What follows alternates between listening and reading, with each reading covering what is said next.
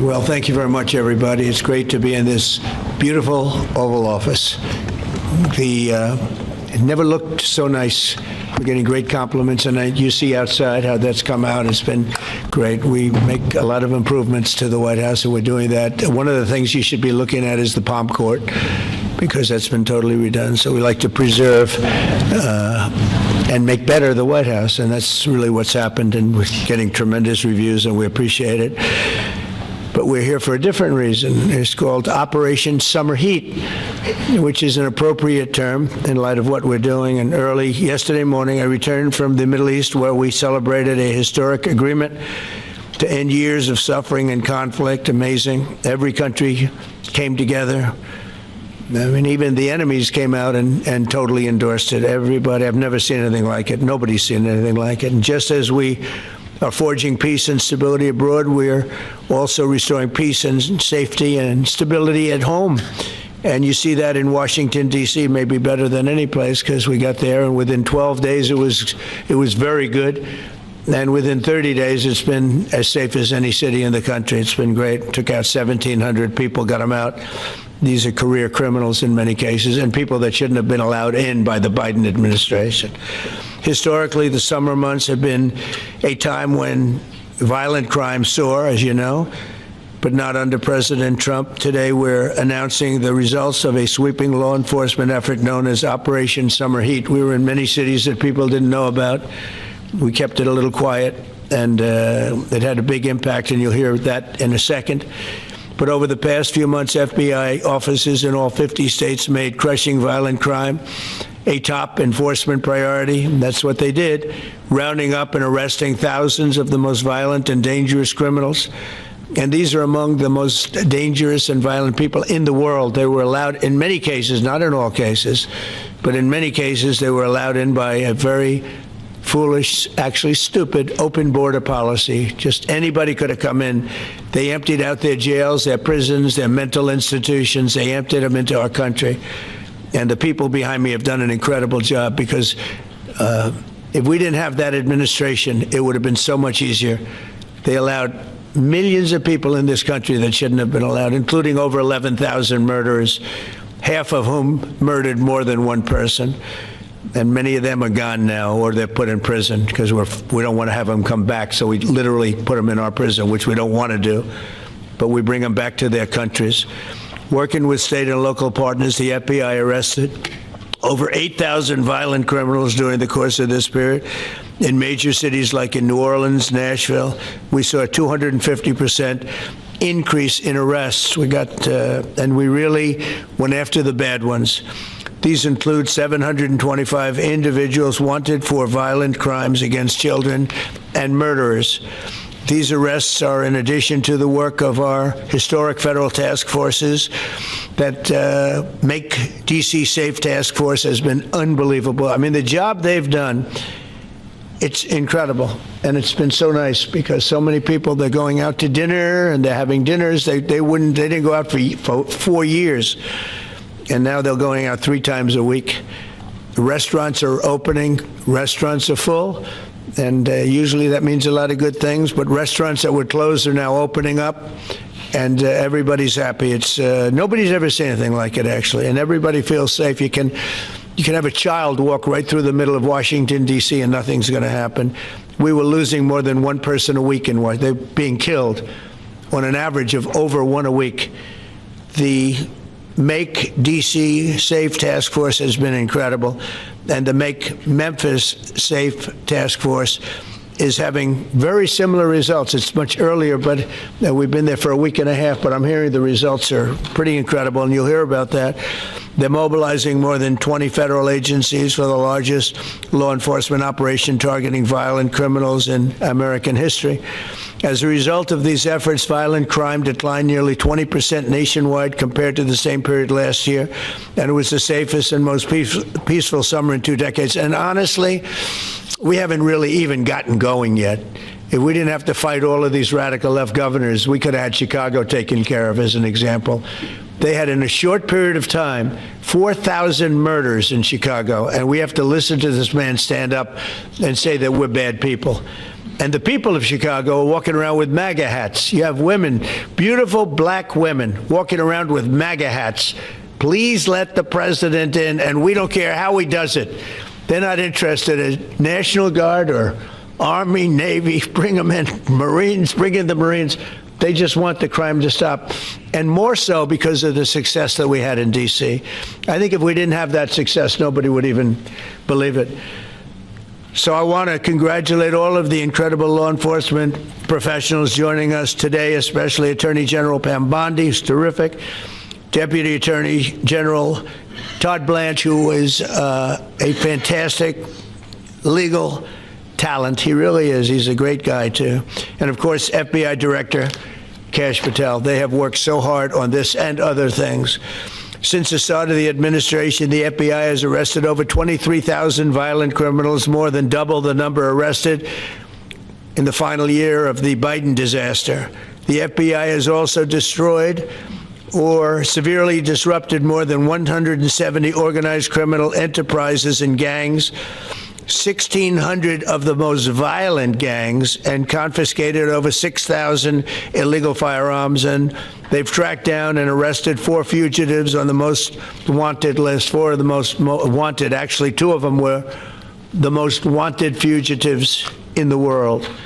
There's still much more work to be done, which is why the FBI continues to work alongside the Department of Justice, the Department of Homeland Security, and the Department of War to defend. And Pete Hegseth has been fantastic, by the way, on this too, on other things, but on this too, to defend law and order and combat violent crime, arrest illegal aliens, and make American cities the safest in the world. And when I campaigned, I talked about crime, but I never knew that we were going to get into it like we did. You know, I mean, I used to watch these cities with the murders.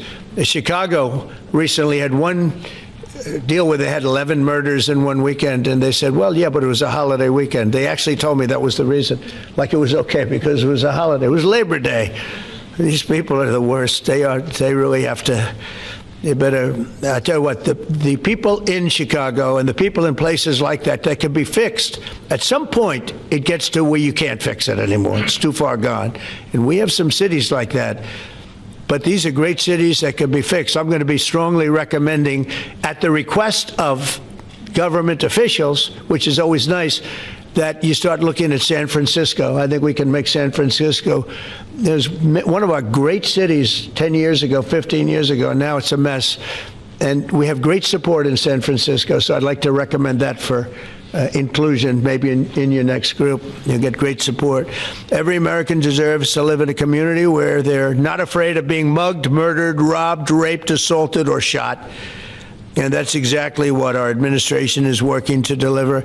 I didn't realize I was going to make this such a big factor in the administration. I didn't really campaign. I campaigned on crime, but I never thought we'd go into every city and take a really safe city that we've all been living with for years and make them safe. And now it's like a passion for me, and it's a passion for the people behind me. So I didn't get elected. I did get elected for crime, but I didn't get elected for what we're doing. This is many, many steps above. And I want to thank Stephen Miller, who's right back in the audience right there. I'd love to have him. I love watching him on television. I'd love to have him come up and explain his true feelings, but maybe not his truest feelings. That might be going a little bit too far. But Stephen, thank you for doing an unbelievable job. And the people of this country love you, I'll tell you, and they love what you say about crime and stopping crime.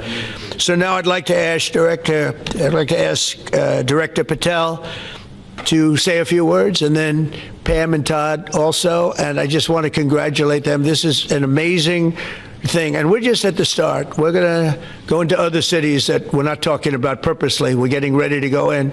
And when they go in, like Kash as an example told me that people didn't even know. 5 months ago, they went into Chicago, and they started doing a lot of work in Chicago. And we brought the numbers down a little bit.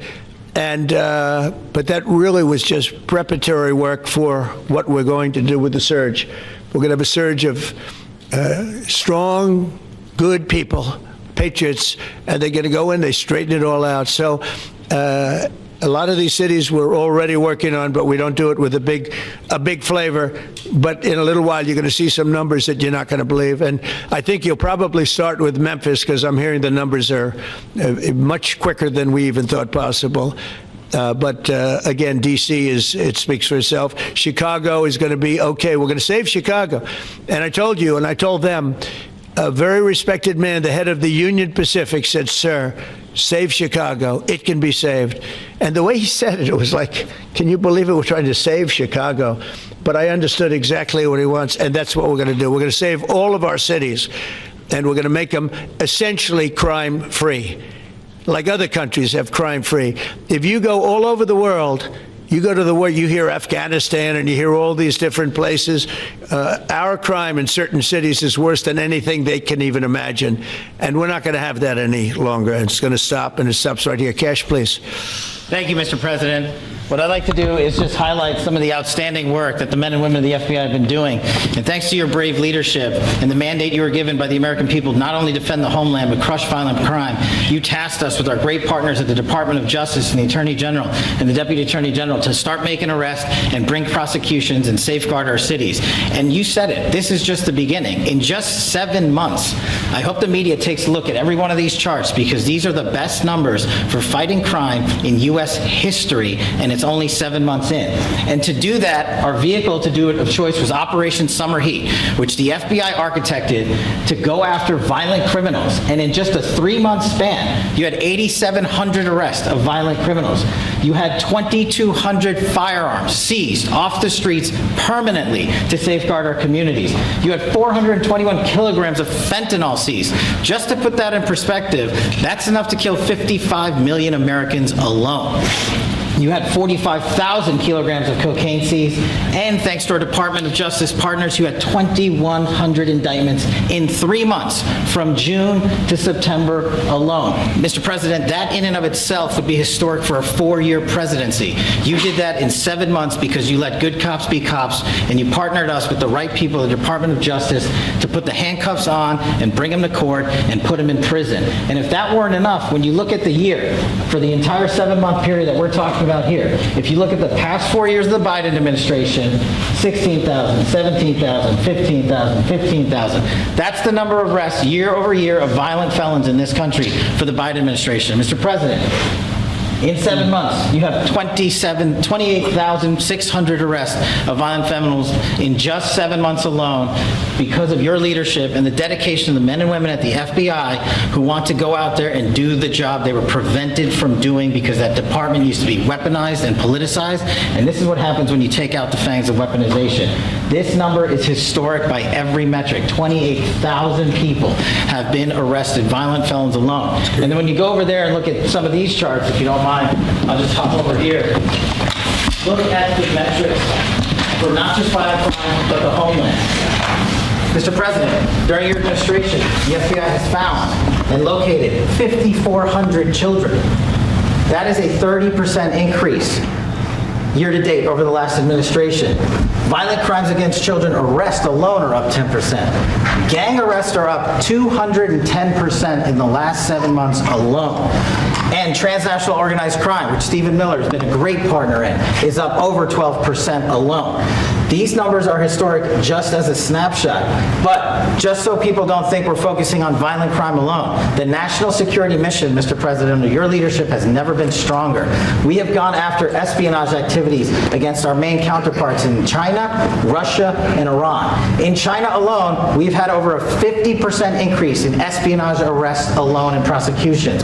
In Iran, we have had a 50% increase, again, in espionage cases. And in Russia, we've had a 33% increase in espionage cases alone. When it comes to counterterrorism, year to date, we have 125 arrests this year versus 100 last year to date alone. And when it comes to the cyber criminal activities, which are some of the largest enterprises plaguing everyday Americans, we at the FBI have put out a mission to go after cyber criminals like never before. Last year, they had in total 191. This year, you already have 252 arrests, 52 arrests of violent cyber criminals who are stealing from senior citizens, who are violating violating our children's rights and freedoms and who are violating everyday Americans. These programs are record. And two of the things I'll finish with that I'm most proud of, Mr. President, this FBI. Fentanyl. As you know, it's a scourge that is killing our youth, 100,000 plus a year. To date, the FBI has seized 1,900 kilograms of fentanyl. That's enough lethal doses to kill 127 million Americans alone, to date. And if that weren't enough, Mr. President, you said we have to go after the worst of the worst. And you empowered our Department of Justice, our Attorney General, Deputy Attorney General, and the Deputy Director at the FBI led the charge, not just on summer heat, but he also led the charge in the FBI's 10 most wanted fugitives. These people have been on the run for years. And in 7 months, you captured not one, not two, not three, but 4 of the FBI's most top 10 fugitives. 4. And just to put that in perspective, Mr. President, the Biden administration captured 4 in all of 4 years. You're on 7, and we're going to get to 10. We're going to get to 10 of 10. This includes a lady who murdered her 6-year-old handicapped child and fled to India. We got her in 2 months. This includes a narco trafficker. This includes a sex trafficker. This includes another first-degree murderer and gangbanger. These people were on the run because of the prior administration's reckless policies that destroyed our communities, and you came in and with a mandate said, go after the worst of the worst. This is just the beginning. This is what happens when you let good cops be good cops at the FBI. Mr. President, I just want to thank you for your incredible leadership, our brave partnership with prosecutors who know how to bring cases and make sure these arrests stick. And that's what the Attorney General and the Deputy Attorney General have led the charge across this country, because arrests without prosecutions are meaningless. We are deterring criminals from doing this activity. We are preventing criminals from coming into America, and we are absolutely crushing violent crime like never before and defending this homeland, sir. And not to mention, I almost forgot this one, it took you, sir, 2 weeks to get the Abbey Gate bomber. Joe Biden had 4 years to look for him. You got him in 2 weeks thanks to the interagency effort by the FBI and the CIA, went to Pakistan, and now 13 brave warriors who were senselessly murdered because of the disastrous Afghanistan withdrawal. They have justice, their families have a peace of mind, and we're going to continue to find the others, Mr. President. On behalf of the FBI, sir, I just want to thank you. Thank you very much, Kash. Great job. Very good. Very impressive. Ken, would you like to say something, please? President Trump, the men and women of law enforcement say 2 things to me repeatedly. First, you have taken the handcuffs off them and let them do their jobs, and you let cops be cops. That's why all this is happening. The director, the deputy director are working around the clock. All of these great men and women in the FBI, they have families at home, and they are working during a government shutdown right now. Many of them have small children. Many of them, I was talking to an agent this morning, many of them have babies at home, and they are working around the clock to not only keep our country, but our world safe. And that's what Operation Summer Heat did. Thank you, Director, and to the Deputy Director for everything you did on behalf of the Department of Justice, and you're going to continue to keep doing. And they set the stage for what we're doing in Memphis. You're going to hear a lot more about that, our joint task force next week, but they set the stage for Memphis. And last night alone in Memphis, there were almost 70 arrests, there were 12 guns seized, and there was a 70-year-old man arrested as a result of our operation in Memphis who raped a child under the age of 3. That one case makes everything we're doing worthwhile. So thank you all for being here on behalf of both of us. Thank you, President Trump. Thank you. Todd, you want to say something? Sure. Thank you, Mr. President. So this is a great day, and I think there's stats that the director talked about which are important, but I want to give 2 examples of what summer heat has done that actually will apply hopefully to everybody in this room. The first is for over 4 years during the last administration, there was a hotel in a town, the middle of a town in Alaska, that was being run as a drug den. There were over 1,000 calls to 911 over 4.5 year period. There were multiple violent crimes, drug dealers, overdoses, and murders at this one hotel, ruining a community. Summer Heat went in there, it's not only arrested all the participants that were controlling the hotel, but seized the hotel. And so that's one example of what Summer Heat means to everyday Americans that just want to live in peace. The second example is a large narcotics trafficking group that was selling fentanyl in the state of Washington. They were shipping fentanyl and using commercial aircraft, putting fentanyl pills and powder in suitcases, flying them from the southwest border, mostly mostly Arizona, all the way to Washington. It had been going on for an extremely long time, and the entire organization was arrested. And I say those two examples because it's easy to look at the board and see 1,000 arrests. How much different is our communities now compared to the past 4 years? But there's actual life examples. Every one of these arrests means that our streets are safer, and that's because of the work of this administration, of President Trump and Director Patel. So I will tell you, Attorney General Bondi and I are together every day with Director Patel, figuring out ways that we can continue to do this work, and it's not going to stop. Like the Attorney General said, and like the President said, this is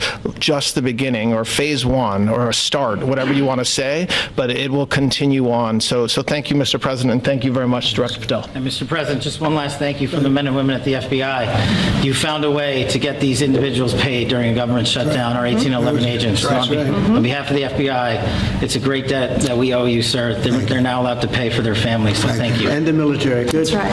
Thank you. Okay, thank you very much. Any questions, please? Brian, go ahead. Mr. President, first of all, I know the feedback I'm getting from the American people, they want to say thank you. Law and order is not an option in this country. It's a mandate. So I know the American people thank you for that. In terms of the guns that have been taken off the street, do you have a number of how many guns were taken away from someone that had a prior felony or a previous crime, that perhaps we can prosecute that? Because I know that wasn't the case under Joe Biden. We don't take guns off the streets of people that are allowed to have guns. So every gun that we're taking off the street, it's because it belongs to somebody who is not allowed to have it. Could be a felon, could be somebody who hears illegally. There's all sorts of conditions. But if there's a gun taken off the streets by the FBI, it's because the person who has it is not allowed to. It's not somebody who's lawfully allowed to have it. So every single one of those guns were taken off of people that aren't allowed to have them. And not including the FBI, all of the other agencies. ATF alone, since January 20th, has removed over 25,000 illegal guns off our streets, just since President Trump's been in office. And Mr. President, if I could follow up on that, could there be any further conversation to have national concealed carry applied to actual D.C.? Like if you had a driver's license in Texas and you had a permit, of course you could drive. Well, as you know, they've been talking about that for a long time. It's an interesting question. A lot of people feel strongly both ways, but we are talking about that, Brian. Thank you. Mr. President, on Venezuelan boats, I want to ask you, why not have the Coast Guard stop them, which it is empowered by law to do? You know, this way you can confirm who's on the boat and ensure that they're doing what you suspect. Because we've been doing that for 30 years, and it has been totally ineffective. They have faster boats. Some of these boats are seriously, I mean, they're world-class speedboats, but they're not faster than missiles. But we've been trying to do that for years, and so much of the drugs, 25–30%, would come in through the seas. Right now we have, I would say, none coming in through the seas. In fact, I don't know about the fishing industry. If you want to go fishing, a lot of people aren't deciding to even go fishing. We've almost totally stopped it by sea. Now we'll stop it by land. What's the next step? But it never worked. It never worked when you did it in a very politically correct manner. What's the next step in this war on cartels, and are you considering options, are you considering strikes on land? Well, I don't want to tell you exactly, but we are certainly looking at land now because we've got the sea very well under control. We've had a couple of days where there isn't a boat to be found. And that, I view that as a good thing, not a bad thing. But we had tremendous amounts coming in by boats, by very expensive boats. You know, they have a lot of money, very fast, very expensive boats that were pretty big. And the way you look at it is every boat that we knock out, we save 25,000 American lives. So every time you see a boat and you feel badly, you say, wow, that's rough. It is rough, but if you lose 3 people and save 25,000 people, these are people that are killing our population. Every boat is saving 25,000 lives, and you can see it. The boats get hit, and you see that fentanyl all over the ocean. It's like floating in bags. It's all over the place, and it's a tremendous. We're saving tremendous amounts of lives. Yeah, Mr. President, on that issue. I know you've talked about, I have a question for you, and then I also have a question for Director Patel. I know you talked about having some distaste for Boston recently. Is this one of the cities that you might be looking into, and can you give us a hint about other cities that you might be? You're saying for where? For where? For Boston. Yeah, well, Boston has a bad mayor who at least is a reasonable IQ person. You know, most of them are low IQ. but and they're so bad. I mean, what's going on in Chicago is just, you'd think the guy would say, hey, look, we have a problem, Mr. President. Could you come in and straighten it out? We could have that done in a month if we had their cooperation. It's going to be done anyway, but we could have it done in a month. Yeah, Boston, she's got 4 areas that are, wrong. And, somebody said, would we think about taking the World Cup away from Boston if they don't straighten it out? And the answer is yes, we have the right to do that with FIFA. So if we think that LA is going to be bad, or we think that applies a little bit to the Olympics too, but we'll talk about FIFA first. FIFA is very hot. If we think there's any reason that, whether it's Boston or anywhere else, that they're not doing their job, we're going to take those World Cup games and move them someplace else. Thank you. And then Director Patel, there's been so many conspiracy theories swirling around about the assassination of Charlie Kirk. Do you have any updates for us, especially in light of all the online content that everyone's been talking about? The only thing we deal with at the FBI and the Department of Justice is facts. And we delivered at record speed a manhunt to capture Charlie Kirk's alleged assassin in 33 hours. And if you put that in perspective, to Luigi Mangione or the Boston bomber, they took them 5 days and a police officer lost their life in their manhunt. We are running on absolutely every single lead, and the best thing we can do to honor my friend Charlie Kirk's life is to make sure that everyone involved is prosecuted to the full extent of the law, and that's what we're focused on, investigating the facts, not trading in conspiracy theories. Okay. Mr. President, thank you so much. Thank you.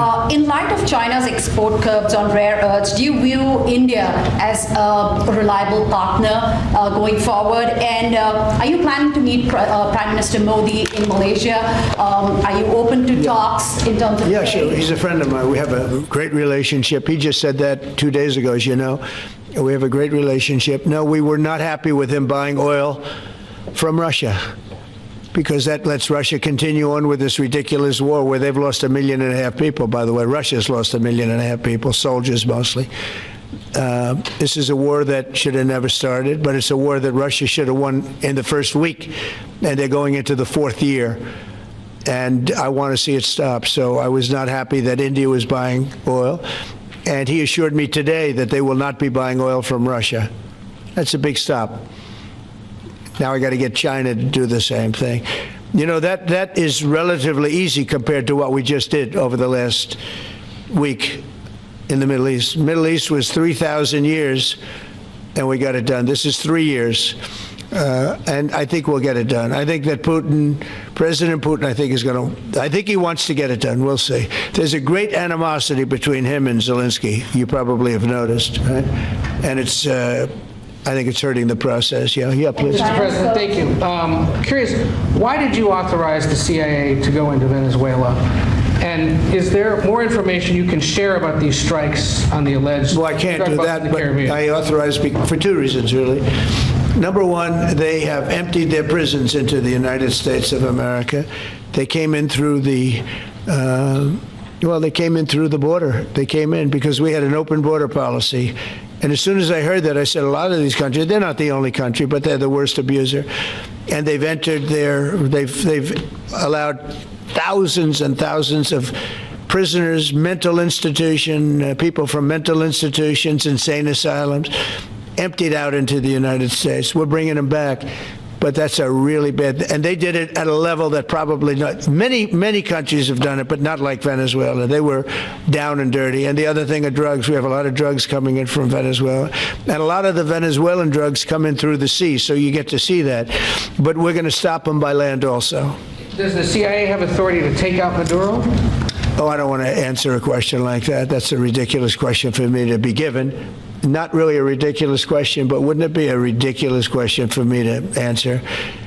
But I think Venezuela is feeling heat, but I think a lot of other countries are feeling heat too. We're not going to let this country, our country, be ruined because other people want to drop, as you say, their worst. They have given us their worst. They've loaded up our country with prisoners, with mentally ill people that are seriously ill, criminally ill. And we're not going to take it. And so, I mean, it's just one of those things. And I can tell you, we've taken care of the sea. There's nobody, and we're watching. We're watching. And if we see it, we'll save it. Yeah, please. On the ships, though, sir, there are Republicans and Democrats up on the Hill concerned that in the briefings they've gotten about those attacks, they're not necessarily getting information about who was on them and what exactly was on those ships. Can you ensure that at but least they are lawmakers given will be told that? information that they were loaded up with drugs, and that's the thing that matters. When they're loaded up with drugs, they're fair game. And every one of those ships they're not ships, they're boats, they're speedboats. They're extremely fast, record-setting type speedboats. They cost a lot of money, and they have a lot of money because they're drug sellers. But they know one thing, and they all have the same thing in common. There's drug dust. They call it drug dust. They call it fentanyl dust all over the boat after those bombs go off, and you can take along. Attack them though that they're. We know before. We know when they go out. We know we have much information about each boat that goes out. Deep, strong information. Yeah, please.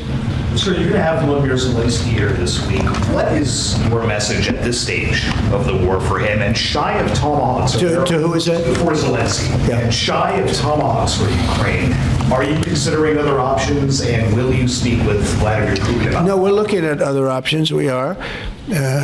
President Zelensky's coming in. I'm not a fan of the war. I'm not a fan of the way it started. It should have never happened. It wouldn't have started if I were president. The election was rigged.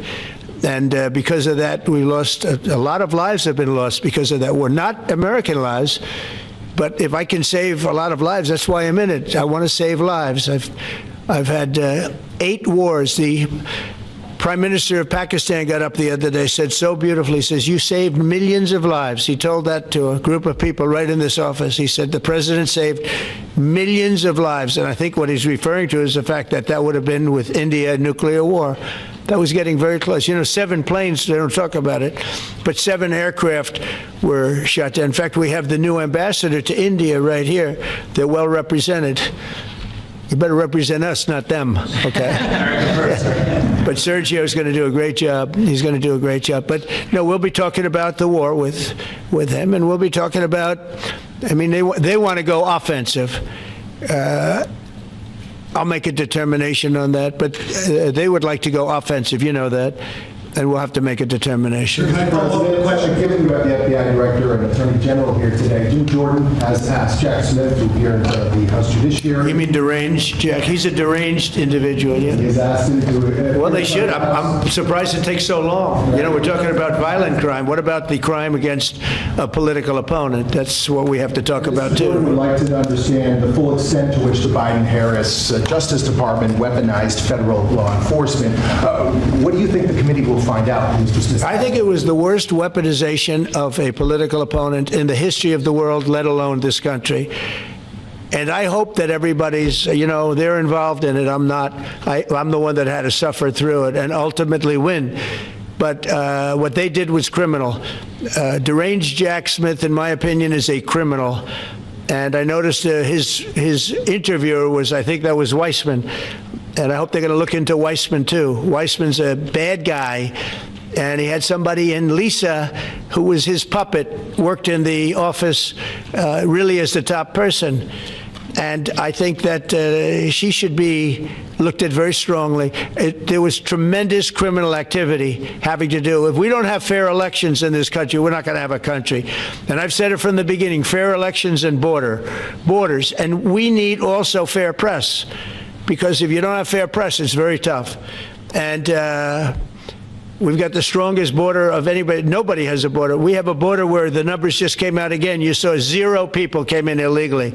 Now, we do take people into our country legally, but 0 people. But, you're talking about a different subject. You're talking about political crime. They have committed massive political crime. I hope they're looking at Shifty Schiff. I hope they're looking at all these people. And I'm allowed to find out. I'm allowed to, I'm, in theory, the chief law enforcement officer. But I have a very good, talented group. This is about something else. But I hope they're looking at political crime, because there's never been so much political crime against a political opponent as what I had to go through. They raided my house in Florida. It was an illegal raid. I have a lawsuit that was doing very well, and when I became president, I said, I'm sort of suing myself. I don't know, how do you settle the lawsuit? I'll say, give me X dollars, right? And I don't know what to do with the lawsuit. It's a great lawsuit, and now I won. It sort of looks bad. I'm suing myself, right? So I don't know. But that was a lawsuit that was very strong, very powerful. They raided illegally my house in Florida, Mar-a-Lago. They went through the drawers of my young son. They went through all of the cabinets and drawers of the First Lady. She walked in, she said, wow, what happened? Because she's very meticulous, and this wasn't so meticulous. As she looked into the drawers and she saw everything a mess. What they did against a person that just got out of office. And then you look at these corrupt people. You look at Hunter Biden. You look at the signature. As an example, the Europen. I just signed so many different things. An admiral, a four-star general. I'm signing them left and right, the commissions. And by the way, I want to compliment John Thune and also Mike, our great speaker. But John Thune, all of a sudden, I'm getting these things by the hundreds. I was getting one every 2 weeks. It would have been 4 years before you got them in more. So you would have had some that didn't even get in, all because of Democrat obstruction. So John Thune did a great job. I must have signed 200 into the administration. We're just about caught up. It's amazing. And so compliments to John. He had to do some things that were very tough to do that he didn't want to do, but he was forced to do it by the Democrats. And as far as the shutdown's concerned, this is a Democrat Schumer shutdown. And he's trying to do it to get relevance back into the party because he's a loser. I've known him all his life. He's always been sort of a loser, but an intelligent one. But I think he's losing IQ points with time. I think that happens. I hope it hasn't happened with me. I know if it did, you guys will let me know about it very quickly. One question on violent crime, sir. Here in D.C., a judge has given the two teenagers that beat up ex-Doge staffer Big Balls probation. It's incredible. And no jail time. Is this justice? Jeanine Pirro is doing a fantastic job, and she is beside herself. Because you have these radical left judges that they beat the hell out of this guy. And it was many people against this one guy who was really trying to protect his girlfriend. He didn't want to hood it over the door but they really beat him up badly. That just happened, right? Yeah. Wow, that's terrible. I think the judge should be ashamed of himself. That's a big problem. You know, they can do their job, and then they go into a court, and the people are protected by these, I don't know where they come from. Where do these people come from? Where do the judges come from? I want to compliment on behalf of Pam and Todd and all of us, because, Kash, I think that Jeanine has done a fantastic job. And the case I heard was like flawless. It's a flawless case. They have them on tape. They have everything. And then a judge gives them a little probation. These are rough guys. And they're young, and if that happens, they're going to grow up. They're going to be real bad. They're going to cause a lot of problems. Yeah, please. Go ahead. So, Sergio Gore has just gotten back from India. What were the conversations like with Prime Minister Modi and the other? I think they were great. He reported to me that he's a great man, you know. Modi is a great man. That he loves Trump. Now, I don't know if the word love, I don't want you to take that any different. I don't want to destroy his political career, okay? But you have to understand, I've watched India for years. It's an incredible country. And every single year you'd have a new leader. I mean, some would be in there for a few months, and this was year after year after year. And my friend has been there now for a long time, and he's assured me there will be no oil purchased from Russia. I don't know, maybe that's a breaking story. Can I say that? Would you say? There will be no oil. He's not buying his oil from Russia. It started. You know, you can't do it immediately. It's a little bit of a process, but the process is going to be over with soon. And all we want from President Putin is stop this. Stop killing Ukrainians and stop killing Russians, because he's killing a lot of Russians. Again, it doesn't make him look good. It's a war that he should have won in 1 week, and he's now going into his 4th year. That does not make this big so-called war machine look good. But he could make a settlement. We're willing to settle. I thought we had a deal. The hatred of the two leaders is very, you know, it's an obstacle. It's an obstacle. There's no question about it. But I thought we had a deal 2 months ago. Who would think I created peace in the Middle East and can't get the two guys to settle? But I think we'll get them. But if India doesn't buy oil, it makes it much easier. And they're not going to buy. They assured me they will, within a short period of time, they will not be buying oil from Russia. And they'll go back to Russia after the war's over. Jennifer? On the shutdown, sir, are FBI officials being paid right now? Are all the FBI employees being paid, and are all the... Well, that's what I understand. I hope so. Thanks to your great work, Mr. President, the 1811 the special agents at the FBI are going to receive their paychecks. Got a lot of people paid, actually. We got the people that we want paid, okay? And we want the FBI paid, we want the military paid. We got the people that we want paid. And I'll tell you, the Democrats, they don't talk about this.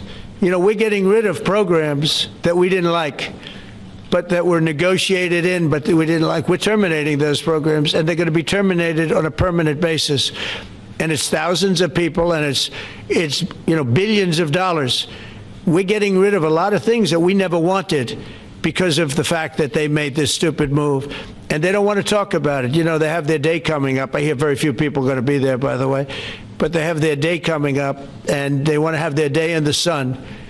But they should really make a deal. So what we're doing, I mean, they call him Darth Vader, but he's actually a very nice person, Russell Vogt.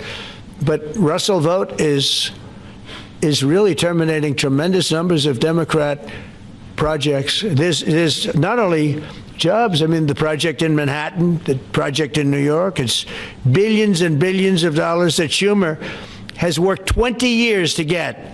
It's terminated. Tell him it's terminated, Jennifer.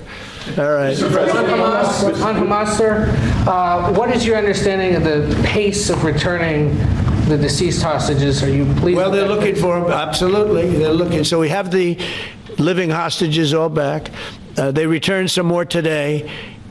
It's a gruesome process. I almost hate to talk about it. But they're digging. They're actually digging. There are areas where they're digging and they're finding a lot of bodies. Then they have to separate the bodies. You wouldn't believe this. And some of those bodies have been in there a long time. And some of them are under rubble. They have to remove rubble. But there are graves, and some are in tunnels that died in tunnels that are way down under the earth. And the tunnels are like 3 feet. Can you believe it? 3 feet high. They lived like this for a long period of time. It's a horrible atrocity. At the same time, we, meaning Israel, but I knew everything they were doing pretty much. I knew most of the things they were doing, but they've killed probably 70,000 of these people, Hamas. And I said, it's time now. So we'll see what happens. We'll also see what happens. Your next question is going to be the weapons. We want the weapons to be given up, sacrificed, and they've agreed to do it. Now they have to do it, and if they don't do it, we'll do it. That we had the head of CENTCOM today suggest that Hamas needs to hurry up and disarm and follow your comprehensive plan. Yeah. That it was the head of CENTCOM saying that. Is that not a signal to Hamas, to the rest of the world, that at some point the U.S. military may more directly engage? We won't need the U.S. military. So then why have We won't need it. Why not just Well, because we're very much involved in it. If we weren't involved, there wouldn't be peace.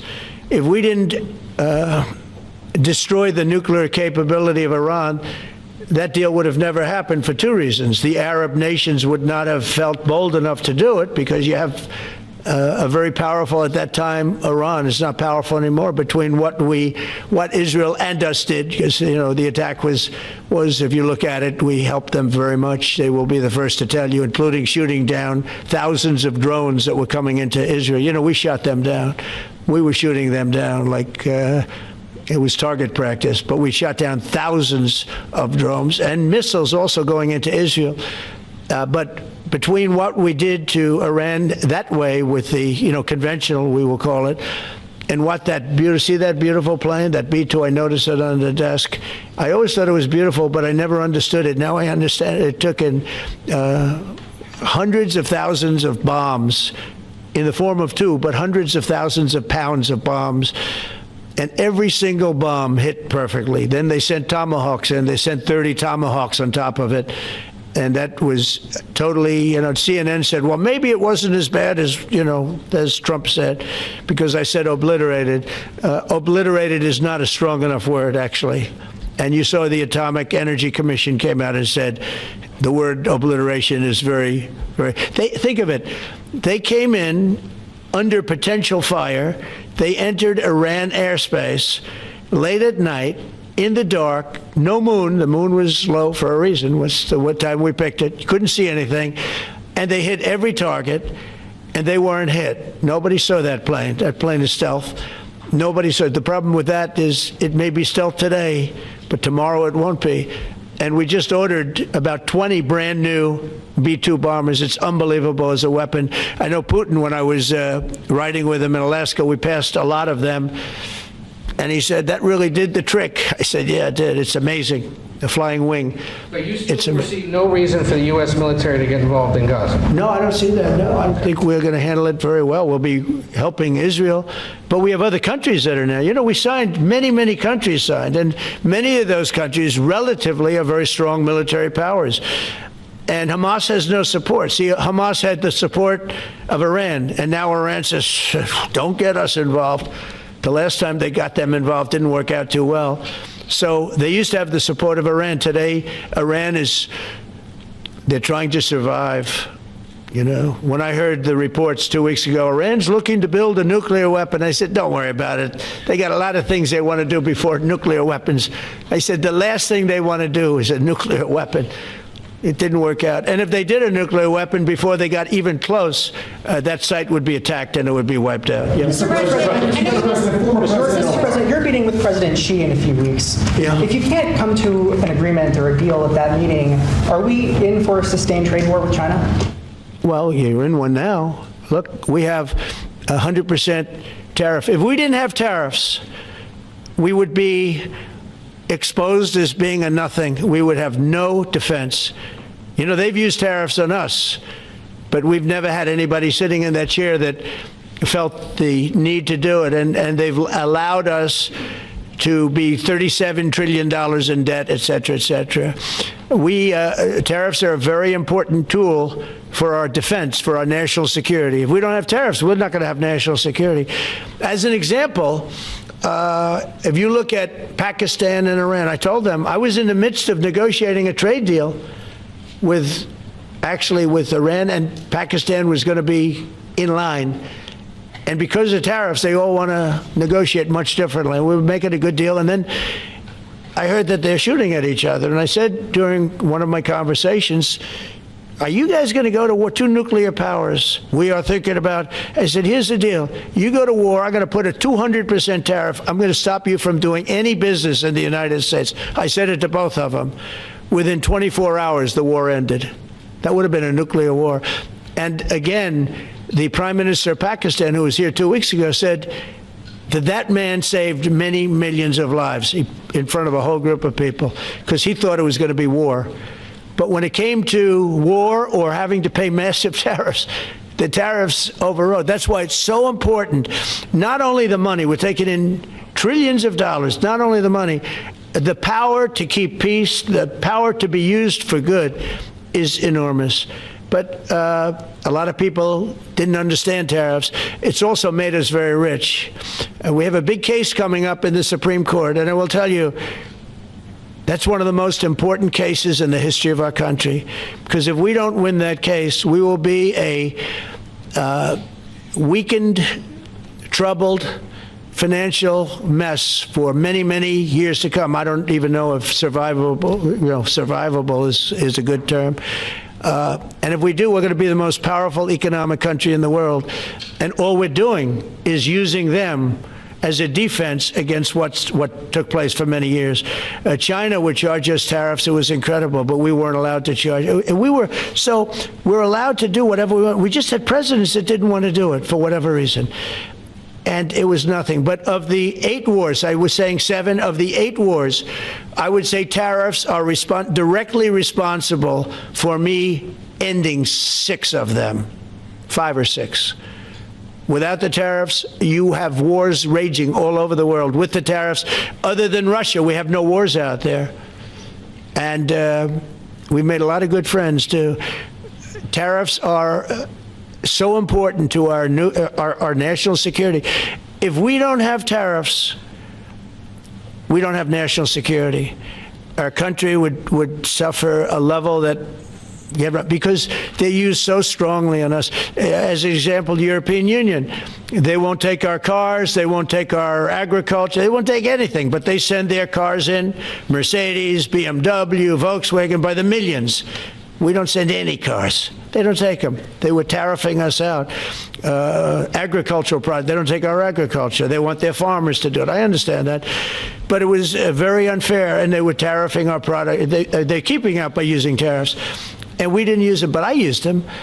And now we made one of the great deals with your $650 billion they pay us. And we've evened it out. It's really a good thing to see. And you have to understand, they've all signed. Japan, South Korea. I mean, South Korea, $350 billion up front. Japan, $650 billion. And they've all agreed to it. They're all happy. But before, it was a total ripoff. And if we don't have the use of tariffs, we have no national security. This country will have no financial security, will not have national security. And the people that brought the lawsuit are people that are aligned with foreign nations that are now being treated fairly, as opposed to just ripping us off and ripping us asunder. So, but if we are not allowed to use what other people use against us, there's no defense. It'll be a disaster for America. That's why I think I'm going to go to the Supreme Court to watch it. I've not done that, and I had some pretty big cases. I think it's one of the most important cases ever brought, because we will be defenseless against the world. Okay? You'll go to the tariff case? Did you have one? Yes, please. Thank you, Mr. President. I want to ask you about the Georgia Senate race. I know it's very early, but there's several Republicans in that field that are vying for your endorsement. A lot of good people in that field. Yes. I know all of them, actually. I haven't made a decision on that, but you have some very good people in the Georgia Senate race. Well, Governor has endorsed... No, I know. The governor has, and he's spoken to me about it a lot. He likes that candidate a lot. And I understand that. I haven't made a decision yet. But I'm following that race very carefully. I think it's very important for Georgia to get a real senator, because the senator they have now is a horrible senator. He allows all the crime, all the borders. You have open borders. I mean, his whole philosophy is a disaster. That's not representative of the people of Georgia. I know the people of Georgia. I won Georgia 3 times, but they say twice. Okay, I won it very big the last time, and I won it big the first time, and I won it big the second time, but we had criminals that didn't allow. I mean, I hope they're going to go into that. I hope they go into the votes which are being stored in Fulton County and take a real look at those votes, okay? Because I won it the second time, too. But I know Georgia very well. I love Georgia. Those people are great, and they deserve a good senator, because the man they have now is a weak, ineffective person. Okay. Mr. President, I wonder what you make By the way, you won Georgia 3 times. Just I agree. Do you agree with me? I do. He's the media. For someone that spends a lot of time in Georgia, I believe you won that. Okay. I really have a question about... You know, the word believe isn't strong enough, right? Yeah, you know. There you go. It's true. I know I won, too. We have the great Newt Gingrich. Newt, you agree with us? Good. Otherwise, I'd have him dismissed immediately from the room. You know, his wife, as you know, is becoming an ambassador to a great country, Callista, so congratulations. And we're going to take a picture. And the only reason I'm doing it, he speaks so well of me. He said, I'll go down as the greatest president in history. And then he blew it. He said, I'm not sure if I put him above Washington or Lincoln. So I'm not that happy about that, dude. I've got a question about the weaponization of the DOJ. The media often says your department is weaponizing the DOJ. Yeah, that's the opposite. It's the opposite. Todd, you represented President Trump and probably the greatest weaponization of the DOJ by Alvin Bragg. You know firsthand, if you can describe what you saw under the Biden administration and how they weaponized the DOJ. Well, I mean, I think it's hard to describe what happened in those last 4 years against President Trump. Alvin Bragg, a local prosecutor, his office staffed by somebody from DOJ. Jack Smith, picked as a special counsel, staffs his entire office with DOJ prosecutors. And then there are countless things that happened, all in writing, most of them on the docket. that require no explanation except a complete abomination of the place that the Attorney General and I run now and Director Patel. So when people talk about this department weaponizing, it's embarrassing. Because there's no scenario in which you can look at what we're doing, restoring justice, doing the right thing in every single case, and say that that's weaponization, and yet remain eerily silent about what happened for the past 3 years. I mean, you read these articles and giggle, because it cannot be true that people really think that what they did to him, not once, not twice, I'm still counting 3, 4 times, but we're the ones that are weaponizing. So this man is not weaponizing the Department of Justice. We're not weaponizing the Department of Justice. It's the opposite. I mean, and also, nobody questions what I'm saying because it's true, because we all lived the past 4 years. So listen. They never want to bring up the details, but I watch the fake news, and oh, he's weaponized, and he wants to send them to prison. He wants all this. They indicted me like 5 times. I took a mugshot. Who would have thought it turned out to my favor? Because it was a good shot. But I had to take a mugshot. It's right out there in the door. New York Post, front page of every paper in the world. I had a mugshot. They wanted to send me. Nobody says that. They say he's acting very, very tough. He's acting unfair. Let me tell you, if they've been nice to anybody, it's to those criminals, because they are so good having to do with all of the things we're talking about today with violent crime. But if anything, I think this Justice Department has been so respectful of the law, because the other Justice Department with Rita or Lisa and all of that scum, real scum, what they did to the political opponent of a guy that has a seriously low IQ. Now, in his case, it was low based on his career, but it got real low, okay? It was descending rapidly.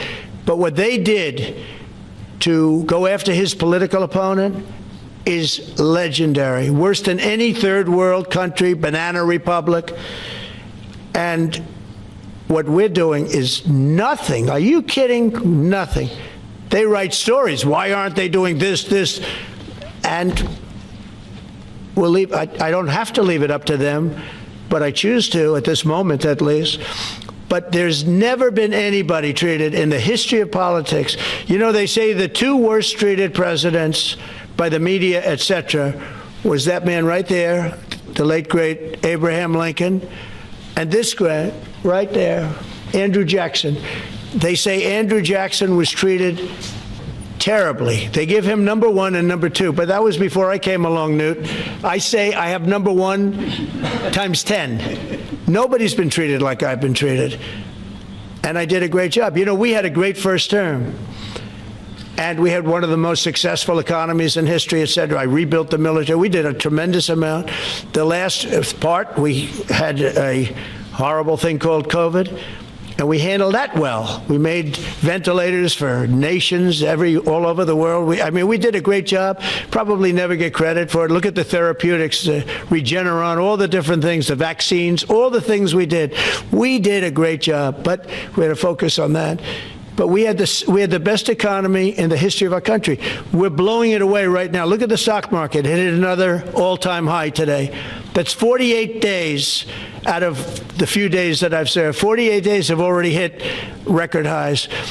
And we have, maybe most importantly, the number we have now, I was saying 17, it's over $18 trillion is being poured into our country. It's because of the election and because of tariffs. Without the tariffs, you wouldn't have probably 18 cents. It's because of the tariffs, because there are no tariffs if they build in our country.